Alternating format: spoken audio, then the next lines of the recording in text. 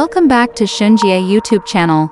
Today, we're diving deep into an exciting topic, 3D printing in the construction industry.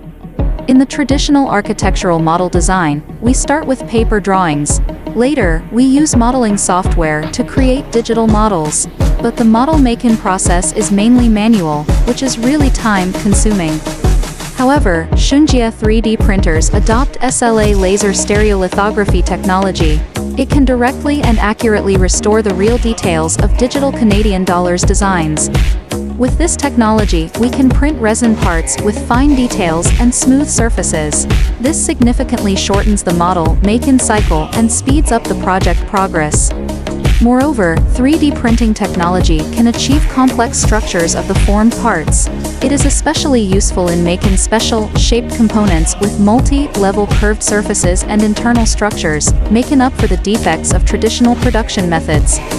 For some conceptual new architectural ideas, 3D printing is often the only way to bring them to life. With Xunjie 3D printers, the future of architectural design is more efficient and creative. Let's explore the potential of 3D printing in construction together.